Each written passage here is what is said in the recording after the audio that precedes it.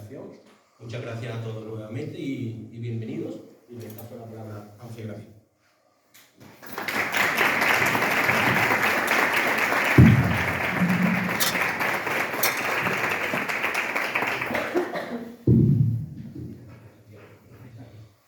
Buenas tardes, ¿se escucha bien? Bueno, pues en primer lugar agradecerle a sus palabras a José, también porque la verdad es que el ayuntamiento siempre se ha prestado a colaborar para organizar este tipo de eventos, a Antonio también por su predisposición y sobre todo también a María Luisa, que siempre está pendiente de que no falte ningún detalle. El otro día me mandó un mensaje para ultimar a los flecos ahí de la organización, de toda la logística, de todos los micrófonos. Si necesitamos cualquier cosa, siempre está al quite. Y gracias a vosotros que estáis aquí acompañándonos en la presentación de este libro, que sin público no tendría sentido este acto. Y teniendo en cuenta el frío que hace, lo bien que se está en la casa hoy con la estufa encendida, tiene doble mérito. Hace justo 2 semanas también estaba aquí encima con Antonio Isma, el presidente de la Asociación de la Peña Flamenca, perdón, ahí Basilio que está ahí al fondo, y voy a repetir algo parecido, ¿no? Yo creo que con indiferencia de que este libro os guste más o menos, que estoy convencido de que os va a gustar y mucho, creo que este tipo de actos no solamente sirven para promocionar la cultura local, sino que nos hacen mejores como paisanos, como vecinos y como seres humanos en general, porque sirven para estrechar lazos entre nosotros, para conocernos mejor y para bueno, pues propagar la cultura, que siempre es necesario. Y creo que en un pueblo tan pequeño que surjan iniciativas como esta, tanto la Peña Flamenca hace 2 semanas que tuvimos en la inauguración, que también tuvo muy buena acogida, que pasamos aquí un buen rato, como la presentación de esta fantástica novela, yo creo que dice mucho a favor de Villanueva, de los villanoveños y bueno, de la vida cultural o del germen que está surgiendo aquí. Y si de paso sirve para que las generaciones venideras se enganchen a la lectura o a escribir, tanto bueno, todos los libros que nos rodean y otros tantos que hacen de la vida algo mucho mejor, ¿no? Como decía Fernando Pessoa, que la literatura existe porque el mundo no basta, porque el mundo no es suficiente. Cuando me lanzó el guante Reyes y me propuso presentar su libro Jugando en Casa, ¿no? Aquí en el pueblo, pues normalmente yo para los 2 libros que he presentado yo, pues le di unas cuantas de vueltas y anoté unas cuantas palabras clave en una libretita, pero bueno, creo que el volumen, la calidad y la autora merecían preparar algo más pormenorizado, de forma más concienzuda.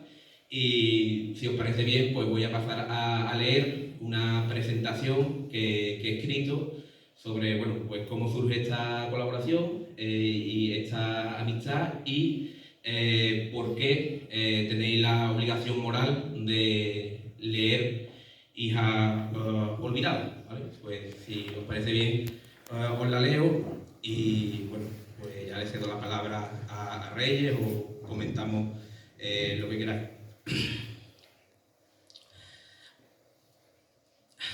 Hace casi un año presenté una nueva vida en esta biblioteca.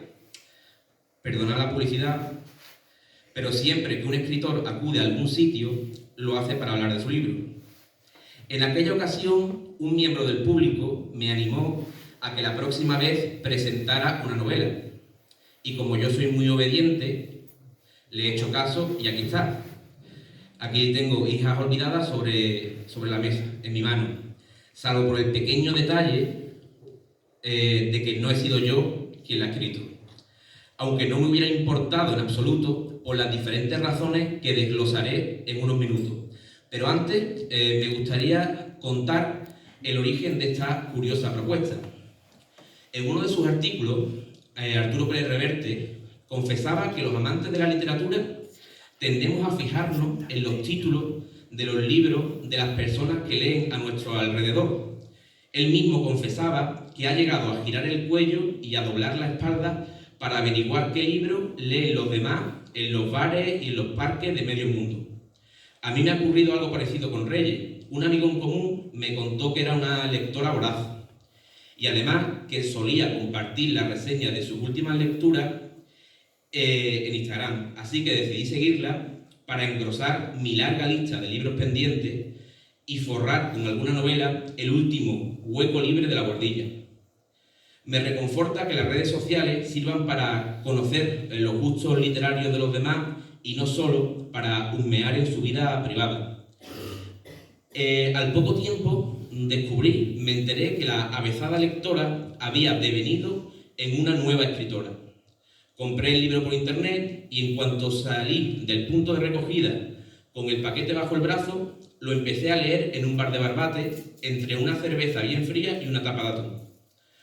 Como suelo participar en casi todas las actividades culturales de Villanueva, una emisora de radio, una peña flamenca, un artículo sobre las calles del pueblo en el libro de festejo de San Juan, no podía desaprovechar esta oportunidad.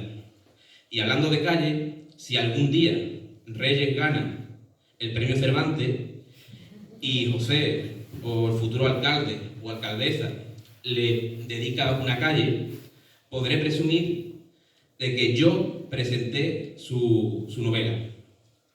Decía Manuel Azaña, presidente de la Segunda República, que la mejor manera de guardar un secreto en España era escribir un libro. Sin embargo, yo os invito a todos a descubrir los maravillosos secretos y misterios que encierra esta novela.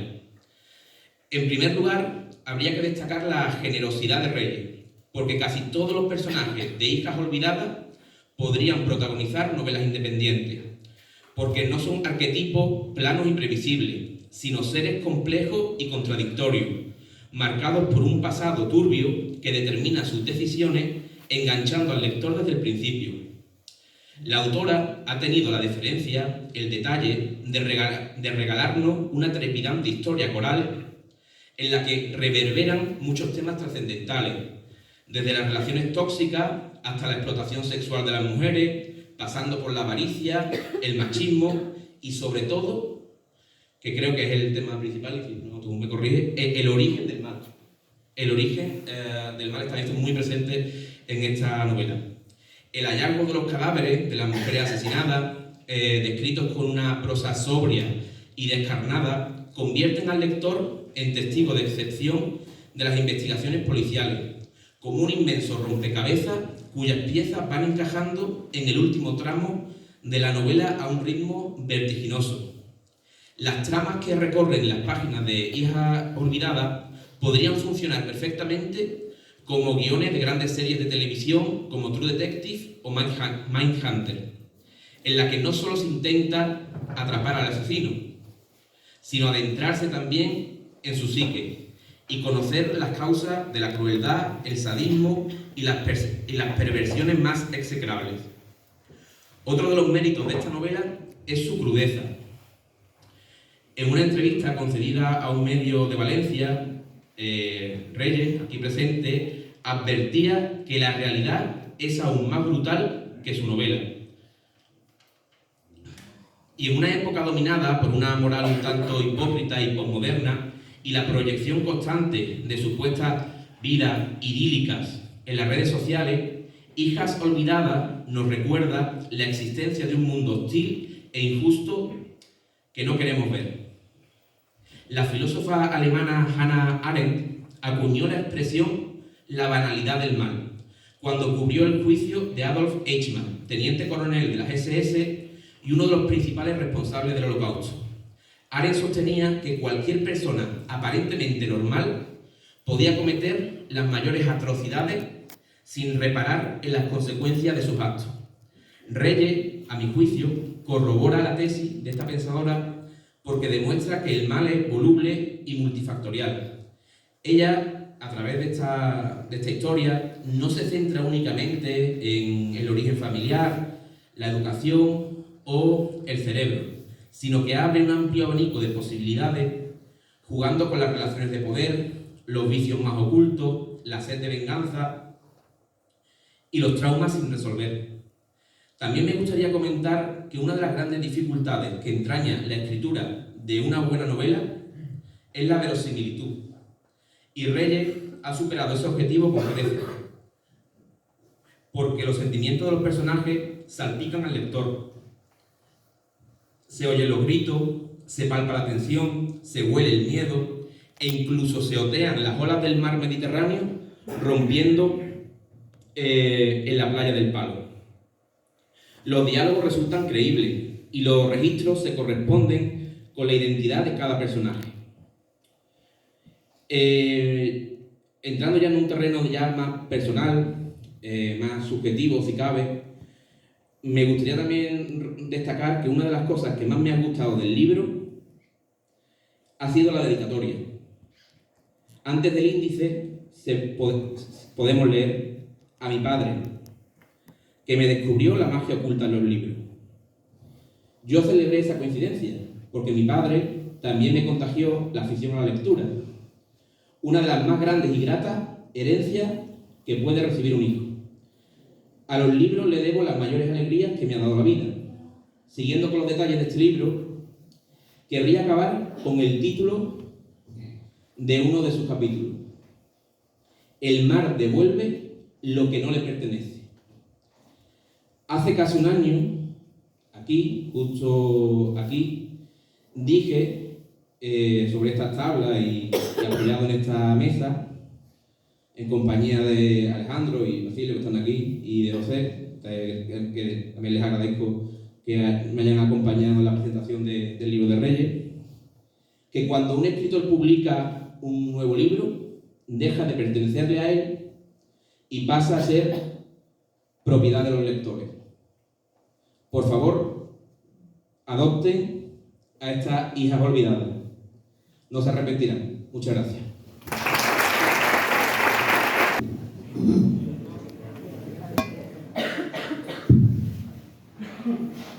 Buenas tardes a todos. Sí, se escucha. Buenas tardes a todos. Gracias por acompañarme en un momento tan especial para mí como es mi puesta de largo literaria, como diría José, en Villanueva de San Juan. Algunos sé que habéis hecho un esfuerzo por venir porque la tarde está muy desagradable, pero bueno, os lo agradezco mucho.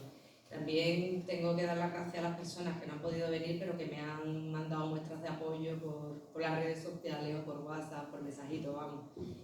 Y bueno, hoy especialmente quiero agradecerle el que haya venido la asistencia a una persona muy especial para mí, a mi tía Isabel, que me acompaña hoy a pesar de sus pesares. Sabe que si mi tío Francisco estuviera entre nosotros estaría ahí sentado, al igual que Pepe Gallego y al igual que mi padre, así que gracias.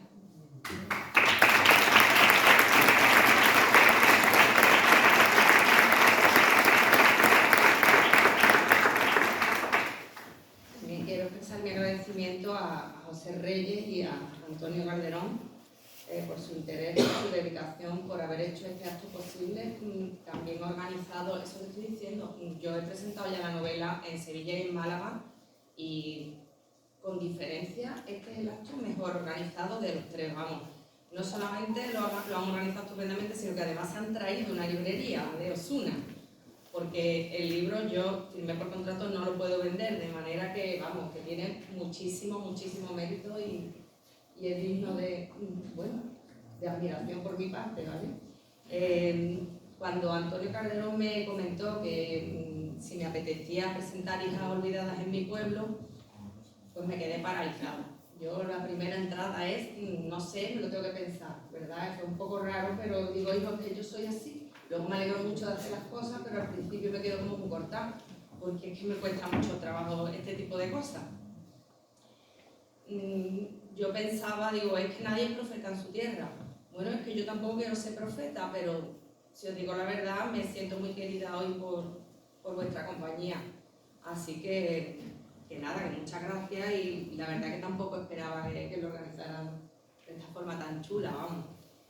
Hablando de la editorial, pues aunque no estén aquí, también quiero pues, agradecerles que hayan apostado por mí. No todas las editoriales apuestan por una autora principiante como yo, que además debuta con una novela pues, tan extensa. No os asustéis que se lee muy fácil. Y bueno, escribí la novela en 2019, como ha dicho José. Escribirla la escribes rápido. El problema son los repasos, ¿verdad? Eso es pesadísimo. Entonces empecé a enviar las editoriales más o menos en 2020, en 2021 conseguí un contrato, tuve 3 ofertas y opté por la editorial que me parecía que era mejor. Y bueno, estaba prevista la publicación para la campaña de Navidad de 2022 y efectivamente la editorial cumplió y en 2022 pues salió al mercado. También le quiero dar las gracias a mis lectores cero. Los lectores cero son esas personas a las que tú les entregas el manuscrito antes de que se convierta en novela y te dan su opinión sincera. Especialmente a mi marido le quiero dar las gracias porque me ha apoyado desde el principio, ha creído más en mí que yo misma. Y bueno, es que algunas veces necesitamos eso, que nos estén empujando un poquito, él es mi complemento. También quiero agradecerle a mi amiga Marilena, a mi cuñada Cinta y a Encarni, la mujer de mi primo Juan, que también es una gran lectora, el que fueran lectores cero. Y por último, y no por eso menos importante, agradecerle a Josega esta maravillosa presentación. Ha habido momentos en que hasta me he emocionado. Sí, muy bonita. Además de bonita, tú tienes esa capacidad, que siempre te lo digo, de sacar punta a las cosas, de resaltar tanto lo positivo como lo negativo, pero parece que tiene unas lentes diferentes que le hacen ver la realidad de otra manera que los demás. Entonces a mí me interesaba mucho su punto de vista, porque además de ser un autor brillante, es un autor de Villanueva, es un gran lector y por otro lado pues también es un profesor de lengua y literatura que yo sé que de vocación además. Entonces, nosotros no nos conocíamos, nos separan muchos años, pero le contaba yo a él curiosamente que yo tenía un amigo que tristemente falleció, Alonso Cabrera, que era amigo también, nos unió la literatura. O sea, los dos teníamos esa pasión y bueno, cuando él falleció yo sentía que perdía a un amigo de verdad, pero es que he perdido además un compañero de lectura. Y fíjate, curiosamente, pues ahora te encontraba a ti, así que me encanta. También quiero agradecerte tu apoyo después de la publicación. Ha habido momentos, es que la presión es tan grande, que ha habido momentos que me he venido abajo y él me ha ayudado un montón, él me ha apoyado un montón, porque esto de publicar es como desnudarte, es como desnudarte. Y te metes en una vorágine, en una montaña rusa, con altibajos tan fuertes que emocionalmente es muy difícil de gestionar. Y él me ha servido de apoyo porque no, Reyes, que está muy bien, tira para adelante, que esto, yo qué sé, no sé, ha habido momentos que me ha servido. Ya que es el tercer libro ya, que presento aquí. Vamos.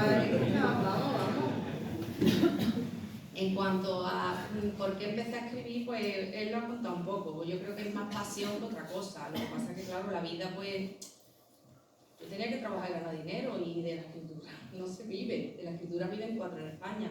Entonces, pues tú vas posponiendo, digamos, tu vocación o tu pasión hasta que puedes hacerlo. Yo creo que de todos modos, para mí, el deseo de escribir nació cuando empecé a leer. Yo aprendí a leer sola y ni siquiera venía al colegio. Entonces mi padre vio ahí como el filón, la mierdera de lectura, y me regalaba un mogollón de cuentos, al principio desplegables, y ahí empieza como tu afición por la lectura. Y yo creo que ya eso va creciendo solito hasta que llega un momento en que necesitas también vaciarte en un papel. Por lo menos para mí fue así. Por imitación, ¿no? Por imitar aquello que te por imitar aquello que te da tanto placer, claro. Por intentar no lo sé, yo no sé emular, ¿no? a tu referente. Puede ser, claro, a esas personas que tanto admiras. Sí, puede ser. La cosa es esa, que en el colegio siempre recuerdo que los profesores de lengua me me alababan las redacciones. En COU me dieron un premio a la provincia que la presentó el colegio, un cuento que escribí, Pavea se llamaba, y le dieron el primer premio y luego ya nunca he sido muy de presentarme a concursos. Pero bueno, y luego ya lo de la Casa de las Tormentas, que lo presenté en el Ayuntamiento de Osuna, porque el tema realmente me parece un tema sensible y por desgracia lo he visto cuando he como abogada y me parece terrible. En cuanto a... para mí cuando tengo que decir que escribir es una experiencia brutal, pero brutal, una experiencia que me envuelve y que me secuestra de mi vida y me sumerge como en un mundo irreal y alternativo en el que ya no existe más nada. Es un proceso catártico, es maravilloso, es fascinante, mágico, a mí me encanta. Y todo lo que yo siempre le digo a Sergio, porque mi familia se enfada mucho cuando estoy escribiendo. Yo escribo en el salón, no tengo que irme a un sitio especial ni nada en el salón. Me da igual que esté puesta la tele, que entre, que salgan, que hablen, que me hablen. Escribo, me sale así. No lo puedo, luego tengo que corregir, no lo como, pero bueno. Y parece que me meto como una campanita de cristal y bueno, eso me ha generado un montón de problemas en la casa, porque ha habido momentos que hasta se me ha olvidado hacerle la cena al niño. Horroroso. ¿Qué vamos a hacer? La rapicha, claro. Eso es nosotros somos propiedad sana, es más complicado que eso. Cuando empecé a escribir esta novela, lo peor o lo mejor fue que mi vida dejó de pertenecerme totalmente y mi vida empezó a estar dominada por los personajes. A lo mejor me estaba duchando, era Marina. Me levantaba, era Fernando. De madrugada me despertaba X con una maldad horrorosa. O en otros momentos paseando era Natasha. Entonces era como vivir un montón de vidas, pero de verdad una cosa súper fuerte, vaya. De madrugada me despertaba el subconsciente a las 5 era la hora. Se ve que ya había descansado y bueno, y entonces se me ocurrió una idea, ponía una notita de voz, porque si no, no podía dormir, no me iba a levantar a escribir. Bueno, por la mañana mi marido dice, tú estás perdiendo la cabeza, esto es horroroso. Él lo cuenta y dice, con la voz de camionero y las ideitas que se te ocurren, yo no sé cómo puedo seguir durmiendo al lado tuya, vamos. Y bueno, el peor momento de todo cuando escribía fue decirle a los que tengo alrededor que estaba escribiendo una novela, porque es que yo misma me lo creía, me sonaba cuento chino, muy grandioso, una novela. Y bueno, pero es que claro, yo estaba todo el día sentada en un sillón orejero, rodeada de cojines para que no me doliera la espalda, y niña, ¿qué estás haciendo? Mi hermano, ¿qué estás haciendo? Mi madre, niña, ¿pero qué haces? Bueno, mira, estoy intentando escribir una novela. Salió una novela. Ahí la tenemos. ¿En qué me he inspirado? Bueno, tengo que decir que es pura ficción. No cuento ningún caso que yo conozca, ni que conozcamos ninguno, pero sí es verdad que cada vez que veíamos las noticias, o que yo veía las noticias, una redada policial en la que liberaban de las garras de la mafia a un grupo de jóvenes que estaban siendo explotados en un prostíbulo, algo en mí se rompía. Pero por otro lado empezaba, yo creo que a emerger la novela que hoy en día tenemos aquí delante. El asesinato de Laura Luelmo también me impactó muchísimo porque que yo pensaba, una niña que se ha ido de su casa, que va de profesora. Sí, pero es que ella venía de no sé qué pueblo de Castillo, yo qué sé, y la trasladaron a un colegio de Campillo donde se supone que no le iba a pasar nada. Y ya iba súper feliz, con una maleta llena de sueños, con un futuro por delante, y en vez de un futuro por lo que encontró fue la muerte. Entonces, ¿por qué? El porqué de estas cosas, el porqué de estos comportamientos, el porqué de esta violencia extrema o de violencia no tan extrema, es lo que me llevó a investigar muchísimo. Me gusta mucho investigar artículos de psiquiatría y de psicología, y también me llevó a estudiar el máster en neurocriminología que terminé el año pasado. Así que ese fue el origen de Hijas Olvidadas. En cuanto a sus características, es que yo ya no sé qué decir después de lo que él ha dicho, porque es que lo que yo digo ya es de risa, vamos. Una novela negra con... ¿Se puede decir mucho más? Sí, Wanda, que tú es que vamos, has hecho una pedazo de reseña que casi la quiero quitar. También por guardo. Quinte policíaco es una novela negra o quinte policíaco con temas universales como el amor adolescente o el amor más maduro, el deseo de dominio de unas personas sobre otras, la justicia, los trastornos de personalidad que influyen en el que una persona sea capaz de actos abominables, muchas parafilias sexuales también trato algunas, el voyerismo por ejemplo, y que me parecen interesantes, me parecen temas interesantes, pero yo no sé. Otro de los temas, ¿no?, que palpitan más en la novela, en muchos personajes, sobre todo en el personaje de Fernando, es deshumanizar al otro, ¿no? Es decir, ver a los demás, o en este caso, bueno, no voy a decir a quiénes, como objetos o como objetos e inversiones a corto y medio plazo. Sí, claro, el eje vertebrador de la novela, como tú has dicho antes, es la violencia y la maldad humana. El tema el concreto, Fernando, desde el principio se sabe que es psicópata. Desde pequeño le hacen un diagnóstico y este chico, pues bueno, este chico ve a las personas como medios para conseguir su objetivo, le da igual lo que tenga que hacer.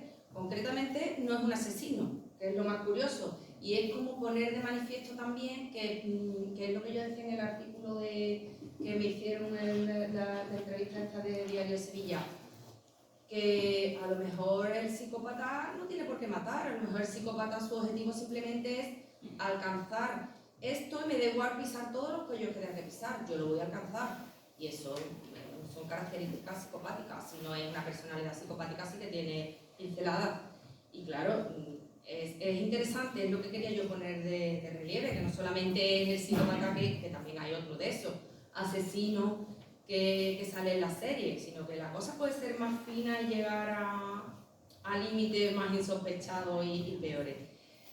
Yo creo que entre estas páginas vais a encontrar un relato que engancha, que es entretenido, que también informa. Yo por lo menos me he tenido que documentar un montonazo para escribir sobre muchos temas, porque los desconocía. No me gusta escribir a lo loco, y para escribir sobre temas que no desconozco, pues lo único que puedo hacer era documentarme.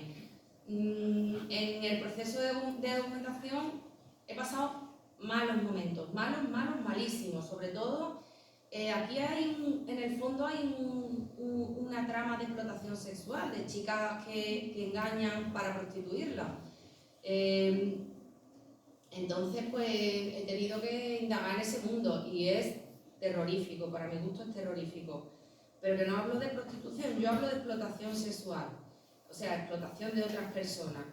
Y bueno, me parece que creo que realmente está escrito de forma sencilla, no utilizo encaje literario, no tengo artificios, los capítulos son cortos, que hacen que la lea más rápido. Esto lo estoy leyendo porque no me acuerdo.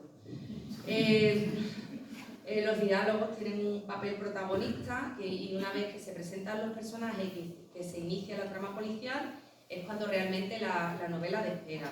Mis lectores cero, la editorial, los comentarios de los lectores anónimos por Instagram o en persona, él mismo me comenta que una vez que se inicia la segunda parte es cuando se vuelve la novela más rápida, más adictiva, ¿no? Es como Juego de Tronos, que al principio te pierdes, ¿no?, con tantos Sí, personajes, no familias, claro. y ya luego una vez que los identificas y sus rasgos y las relaciones que hay entre ellos.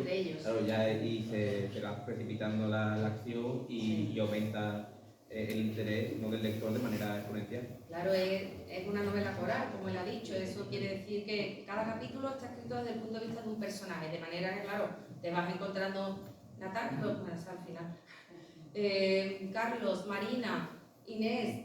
Bueno, ¿esto cómo unen? Bueno, pues todo llega a un punto de inflexión en que los personajes, sus vidas se unen. Son personajes que pertenecen a dos mundos, digamos. Un mundo más humilde y otro mundo como, digamos, el mundo que representa lo que es la justicia, la policía. la niña que está en el colegio bueno. Sí, como el Estado de Derecho, ¿no? Eso, el y crimen, luego crimen. la vida alternativa, esa vida que nosotros casi que no podemos vislumbrar, porque gracias a Dios, pues todo lo que estamos aquí y todo más o menos pertenecemos al mundo de lo que tú has dicho, en el que las cosas van bien. Pero y no muerto bien, ¿no? Que no termina la cárcel. claro, básicamente. No, y porque tampoco nos sale. Tampoco, a mí tampoco me sale robar. He dicho robar por no decir matar, yo qué sé, es más bestia. Yo dando clases en Barbate. Lo entiendo. Claro, lo comprendemos. Hasta que tú me has salido yo de abogada, contra ti, ya quiero decir. También me parece muy interesante esto que ha dicho ella. Yo cuando terminé la novela ya se publicó, ya. Yo ya le dije a mi familia, digo, ya no es mía, ya es de quien la compre. Y ahora cada persona, yo he hecho un proceso creativo escribiéndola, pero ahora cada persona con sus características personales, con su forma de ser, con su forma de ver la vida, le va a resaltar una cosa, va a resaltar otra. Va a hacer un segundo proceso creativo que me parece que es súper interesante. Así que no me digáis, estoy leyendo tu novela porque os voy a preguntar por dónde va. Y además cuando la terminé me pregunta, ¿qué personaje te gustó más? Porque es que me interesa mucho, cada persona, para uno es una, para otras personas otra. Me lo pregunto. También lo pregunté, a todos se lo he preguntado, así que ten cuidado, de verdad, prefiero que no me lo leas. Yo voy por Inés. Tú vas por Inés. No te queda mucho. Voy a leer un fragmento. Yo tenía pensado leer otro, pero haciéndole caso al presentador, voy a leer a Natasha, que es un personaje muy importante y creo que a mí también me gusta mucho Natasha, la verdad. Es un personaje muy duro porque es víctima y es verdugo y es interesante como... Solía levantarse muy temprano para aprovechar el día.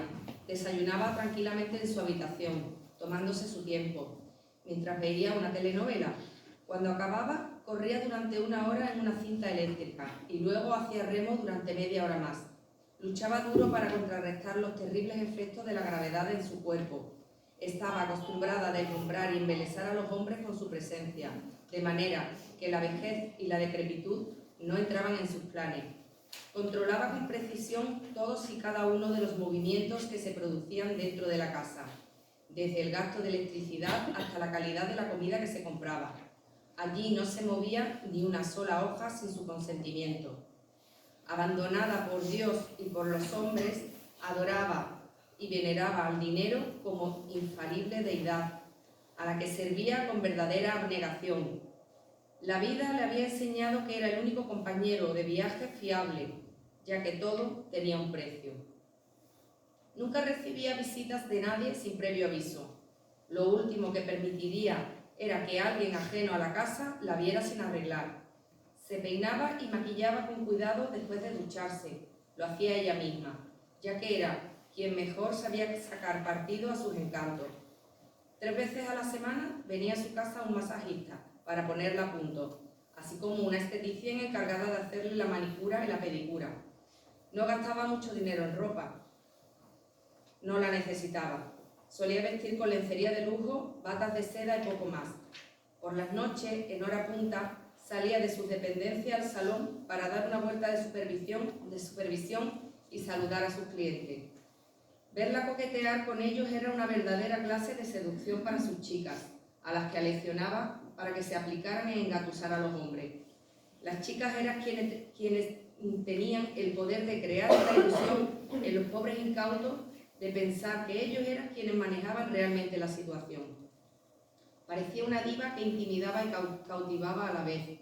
Hacía tiempo que no atendía a ningún cliente, solo permitía que la acompañara a su habitación algún afortunado al que ella escogía. Siempre elegía jóvenes, los viejos no le gustaban.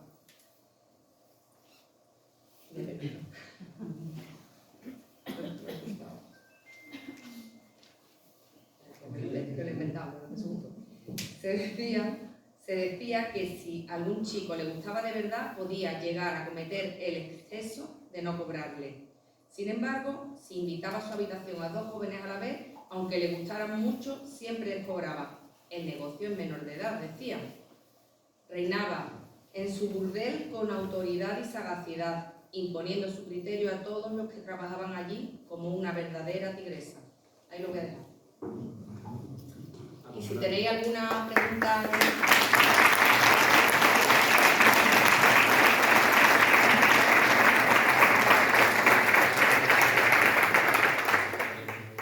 Si os apetece preguntar algo, pues cualquiera de los que estamos aquí estaremos encantados de intentar resolverla. Don Emilio, mi profesor favorito.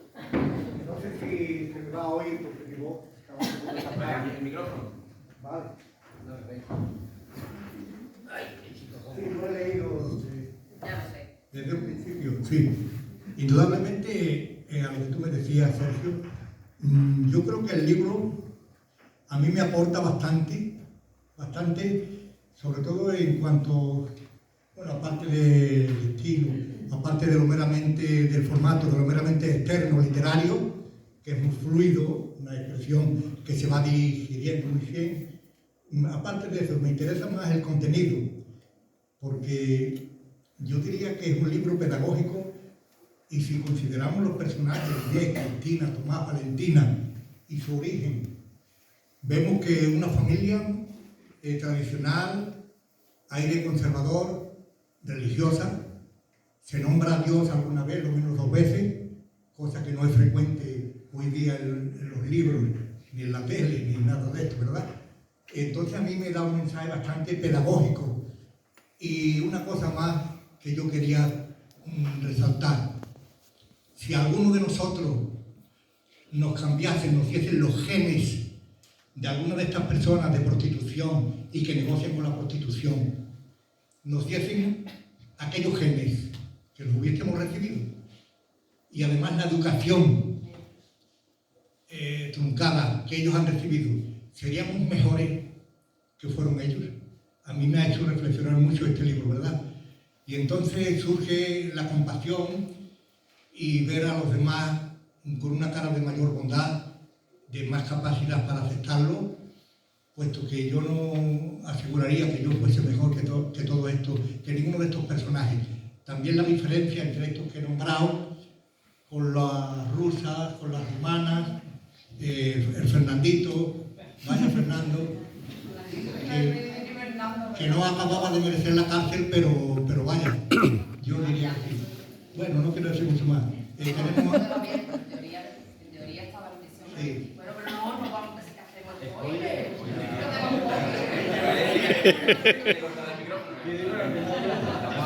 Quítale el micrófono.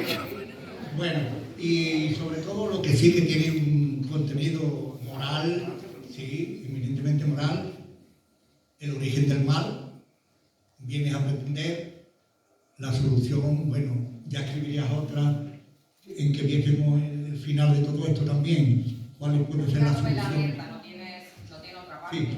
Ahora que escribí yo, Emilio. Ya escribí yo. Tú eres capaz. Bueno, no quiero decir más nada porque lo mío no es, pero en fin, que a mí me ha satisfecho mucho porque pedagógicamente merece la pena y religiosamente merece la pena. Tiene mucha consideración a aquellos que consideramos pecadores, malos, destructores, dañinos. Y vuelvo y digo por final, ¿qué seríamos nosotros de haber recibido los genes y la educación perniciosa que recibieron ellos? Nada más.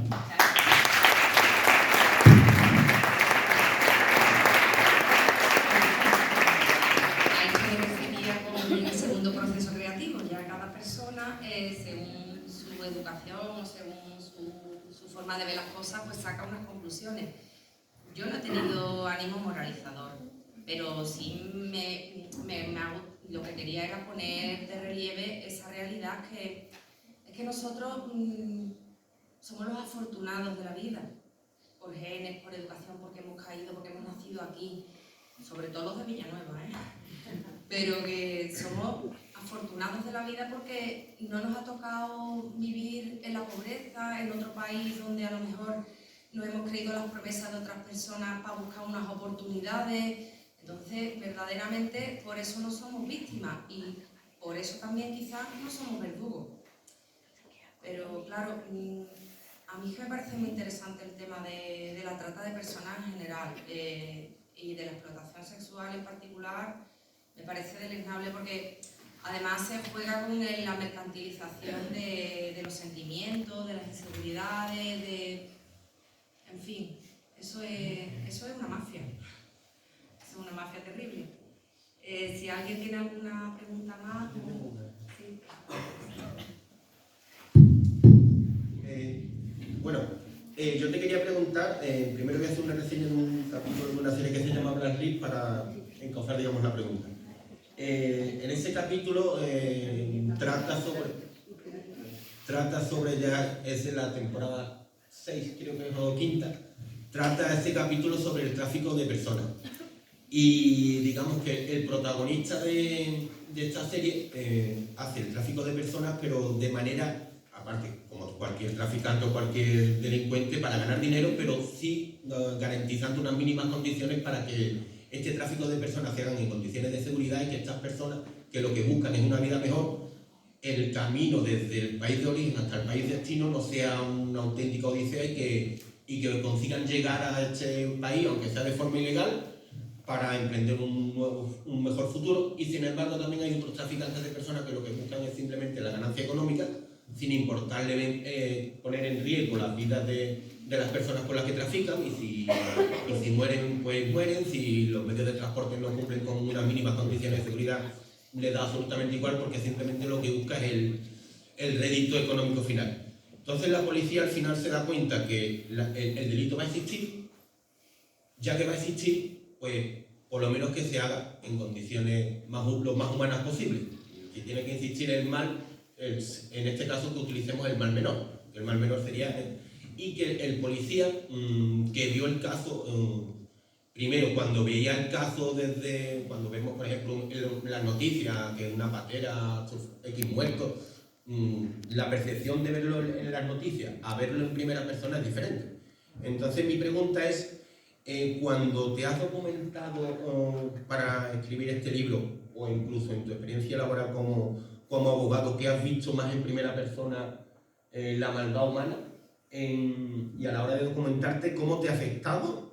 Si eso ha habido momentos en que, dadas las circunstancias que has podido ver a la hora de documentarte, te ha costado trabajo plasmarlo en el libro, y si esto también te ha, digamos, hecho plantearte algunos principios tuyos sobre la naturaleza humana.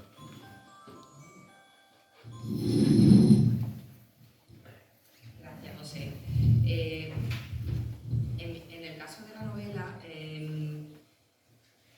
claro, me tuve que documentar cómo entraban desde Rumanía.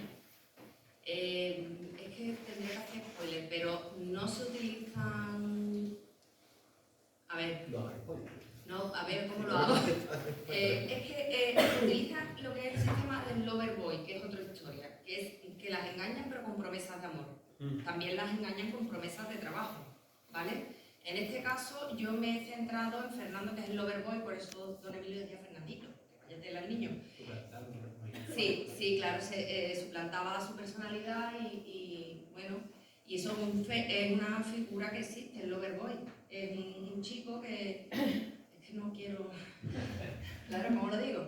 Que engaña a niñas, no necesariamente tienen que ser extranjeras, De hecho, claro, para explotarlas sexualmente, y las engaña a través de los sentimientos. O sea que hay muchas maneras de manipular a los demás. Claro, y cuando tú has visto esa actitud de alguna persona de la vida real... Yo me he tenido que parar muchas veces. ¿Cómo te ha afectado? De tenerme que parar. No es lo mismo verlo en las noticias que verlo de forma directa, tiene que impactar mucho más. Concretamente, mientras escribía la novela, conocí de primera mano un caso de un chico que ya llevaba yo la novela escrita, lo que pasa, media novela más o menos, que dio diagnóstico de psicopatía y que yo lo conocí indirectamente, ¿vale? Entonces me pidieron un consejo, en fin. La cosa es que yo me tuve que parar de escribir, porque encima decía, bueno, que son así, que son así. Que sí, que causa la psicopatía. Si queréis, podemos hablar toda la tarde del tema de neurocriminología. O sea, es tremendo. Lo primero, que tienen una estructura cerebral diferente. El corte prefrontal lo tienen, digamos, un poquito atrofiado, de manera que ahí es donde los músculos impulsos se generan en la amígdala y ahí se paran. ¿Qué pasa? Que yo tengo ganas de decirte, perdón, hijo puta, pero no te lo digo, ¿no? Pero la persona que es psicópata, pues lo que le apetece lo va a hacer. ¿Qué pasa? Que ya entra el que sea más astuto, menos astuto, más inteligente, menos inteligente, también influye en la educación que le hayan dado, porque el neurólogo que descubrió este tema, viendo la resonancia magnética, dijo: ¿quién es esta persona que es el psicópata pura? Y le dijeron: doctor, ¿es usted? Claro, y él decía: claro, yo voy a los entierros y es que a mí no me da pena. Es que a mí no me da pena cuando se muere la gente. Y a mí no se me contagian las emociones, porque eso es empatía cero. Entonces es muy interesante. ¿Qué pasa? Que la educación en su caso, la educación que le había dado su madre, su padre, lo que decían ellos, que somos en verdad afortunados, porque pues eso hace que esos instintos se frenen, y a lo mejor tú eres cabroncete, pero no eres un asesino, no eres uno que va pisando cuellos todo el día. Dicen que los brokers en la bolsa, características psicopáticas, porque tienen que tener esa sangre fría para poder invertir cuando el mercado está que... La película American Psycho, ¿no? No lo sé. Creo que...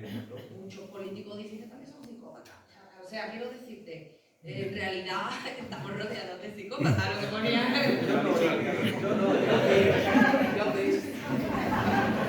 Yo creo que los que son psicópatas se ve bien, vamos.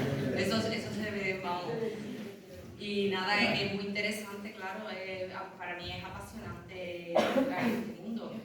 Pero sí es verdad que, claro, yo soy sensible a esos temas, por eso investigo esos temas. A mí no me cambia mi perspectiva, yo ya era sensible a ellos. Claro, un poco de empatía. Si no, no escribo de eso, escribo otra cosa. Escribe, yo creo que lo que más miedo te da, creo, ¿no? Es lo que te interesa. ¿De qué? Si no, ¿tú de qué escribes? Yo de lo que veo. Es que él le saca la realidad, la estruja. Si algo me llama la atención, lo intento grabar en el disco. Si no tengo tiempo, yo de hecho escribe Lo de las novelas lo tuyo más romántico, más bonito. Y luego la novela no es romántica, ¿eh? No, me refiero el lugar de escritura. Yo escribo en el móvil, en cualquier lado. Lo escribo todo en el móvil, luego a veces lo paso al ordenador para corregirlo, pero en cualquier lado, si no puedo, en el momento, Claro, porque estoy a ti dando te viene la clases, inspiración. claro, estoy dando clases o lo que sea, pues lo intento memorizar, una anécdota, una frase, o algo que sea, ¿no? Algo que haya soltado un alumno, o algo que he visto, y ya luego, pues, cuando tengo un hueco, pues, lo escribo. Sí, Es decir, que nos podemos largar contigo y montar metiendo en tu... o sí o no. Bueno, pues tiene Dependiendo de lo que llama la atención, tiene dependiendo uno de de la los situación. muy divertidos que se llama cerveza. Y además que parece que te la estás tomando leyéndolo, ¿eh? Y nada, sí. Es muy chulo lo de escribir, es muy chulo. Yo creo que cualquier expresión artística es chula. Cualquier expresión humana, bailar, eso libera, eso a mí me encanta. Y no sé si tenéis alguna pregunta más que hacernos algunos de la mesa. Y si no, pues muchas gracias por vuestra presencia de nuevo, por haberme acompañado y nada, espero que pronto nos veamos en cualquier otro encuentro cultural. Yo te iba a preguntar por la siguiente. Es que no lo sé, porque yo la editorial me ha dicho que le ha encantado en la editorial, pero que en función de cómo funcione esta, según se venda, pues claro, si no se vende, esto al final es dinero. Es un negocio. Esto es un negocio. Tontería, es que tenemos que ser realistas con que gana dinero la editorial. Nosotros nos pagan 3 duros, eso lo sabe José, vaya, pero 3 duros. Uno escribe por otras cosas, por dinero. Sí, si sale bien, pero esto es uno de cada 1000 escritores, no de cada 1000 personas. Sí, o más. O más. Y bueno, muchas gracias a todos, muchas gracias Ismael por venir, que yo sé que desplazarte Osuna en un día tan perro, que lo de la librería, vamos, que de máquina soy, Muchas gracias, Antes de leer el libro no tenemos que... Lo leímos y escribimos. Bueno, que muchas gracias a todos.